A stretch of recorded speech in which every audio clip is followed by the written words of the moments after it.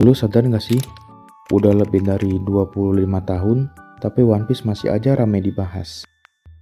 Animenya aja masih tayang, manganya masih lanjut, bahkan film dan live actionnya aja gila-gilaan, merchandise-nya juga keluar terus-menerus. Pertanyaannya adalah, kenapa bisa sepanjang itu tetap relevan? Apa sih yang bikin orang betah ngikutin One Piece dari dulu sampai sekarang? Bahkan ada yang mulai dari kecil sampai sekarang udah dewasa masih stay. Nah, di video ini gue bakal bahas kenapa One Piece masih ramai sampai sekarang.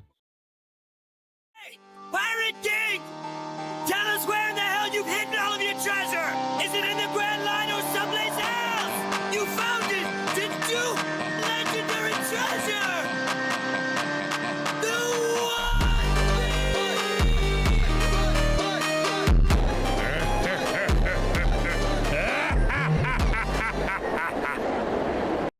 Oke, langsung kita mulai aja. Kenapa One Piece masih ramai sampai sekarang?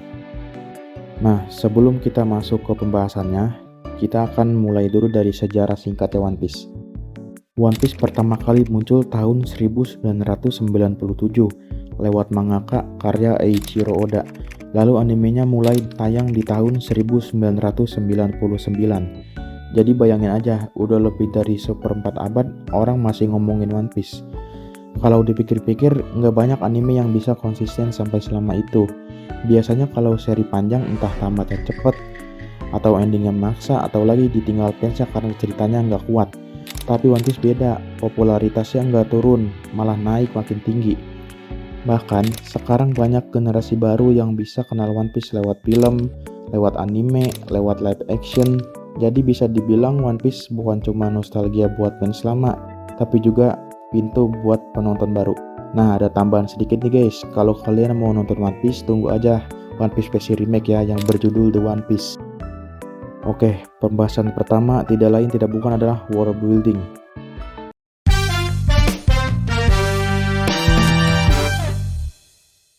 Kalau ngomongin One Piece, hal pertama yang bikin orang betah tuh adalah world buildingnya. Dunia One Piece tuh luas banget, penuh detail dan hidup. Ada 4 lautan, ada Grand Line, ada New World. Setiap pulau yang kita kunjungi punya budaya uniknya masing-masing. Kadang kita nemuin manusia ikan, raksasa, suku Ming, samurai, atau bahkan kerajaan yang politiknya ribet banget. Hal yang bikin gila, semua itu nggak cuma tempelan, misalnya sistem politik juga. Ada pemerintah dunia, ada angkatan laut, ada revolusioner, sama si Shichibukai dulu. Mereka semua punya pengaruh gede di cerita, bukan sekedar figuran. Dan tentu aja misteri gede kayak Void Century, Poneglyph, sama rahasia One Piece itu sendiri. Itu kayak bahan bakar yang bikin semua orang penasaran terus bertahun-tahun. Kita semua kayak diajak berpetualang keliling dunia, sambil nunggu jawaban dari teka-teki yang ditanam Oda sejak awal. Nah, di poin selanjutnya adalah cerita panjang tapi konsisten.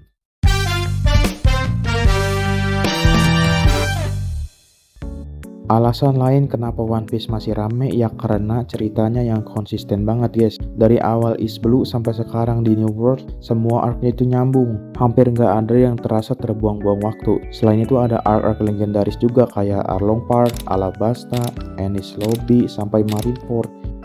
Itu semua ninggalin bekas buat fans. Bahkan keluh-keluh kecil yang udah tanam di awal bisa terjawab 500 chapter kemudian. Itu bikin fans betah karena tiap kali rewatch atau reread kita sering nemuin detail baru yang dulu kelewat, kayak wah ternyata udah dikasihin dari dulu nih. Jadi meskipun ceritanya panjang, justru karena itu banyak orang yang makin suka sama ceritanya karena perjalanan Luffy dan krunya tuh kerasa kayak kita ikut tumbuh bareng mereka.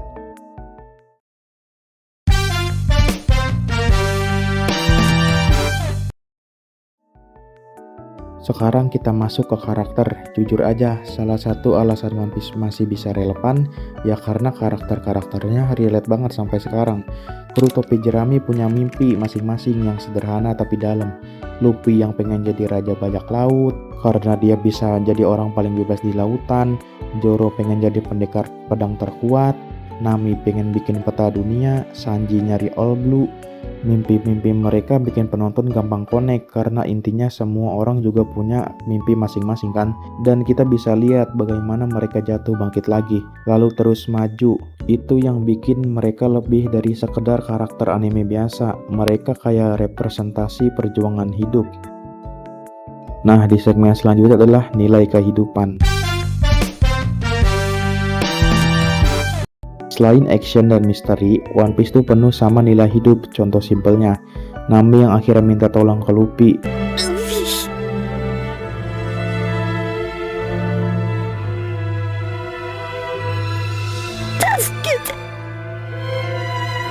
Robin yang pada akhirnya berteriak aku ingin hidup karena hidup dia itu mulai berarti.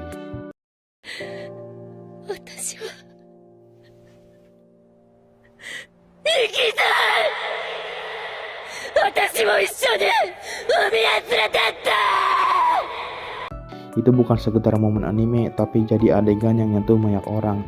One Piece ngajarin soal arti persahabatan, mimpi, kebebasan, pengorbanan, sampai harapan. Enggak heran kalau banyak fans bilang One Piece bukan cuma hiburan, tapi juga motivasi buat jalan hidup. Selain isi ceritanya, One Piece juga punya impact gede banget di dunia nyata guys. Manganya aja udah terjual lebih dari 500 juta kopi lebih. Itu gila banget sih. Bahkan manganya aja sudah mau melampaui penjualan komik Superman guys. Bayangin aja Superman. Filmnya juga kayak One Piece Film Red, sukses besar di bioskop dunia. Merchandise-nya yang gak ada habis ya, dari figur, baju, bahkan tempat terus One Piece pun ada. Ini nunjukin kalau One Piece bukan sekedar populer di Jepang, tapi udah jadi fenomena global dari anak kecil sampai orang dewasa. Banyak yang tumbuh bareng One Piece. Nah, ada fun fact nih guys, pada tahun 2016, Kumamoto dihantam gempa besar, ekonomi drop, pariwisata mati. Eiichiro Oda, pencipta One Piece yang asli Kumamoto, bantu donasi besar. Terus pemerintah lokal punya ide, bikin patung kru topi jerami di berbagai kota.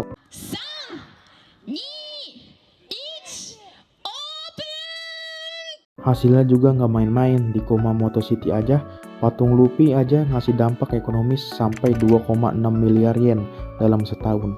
Jumlah turis asing yang datang ke Kumamoto naik lebih dari 2 kali lipat dibanding sebelumnya.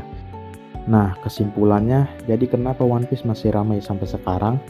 Karena dia punya dunia yang luas, cerita panjang yang konsisten, karakter yang penuh mimpi dan relatable, pesan moral yang nyentuh, dan juga dampak global yang luar biasa. Sampai sekarang pun tiap ada chapter baru, anime episode baru tiap minggunya, atau film baru, live actionnya juga, orang masih heboh ngebahasnya. Itu bukti kalau One Piece sudah lebih dari sekadar anime.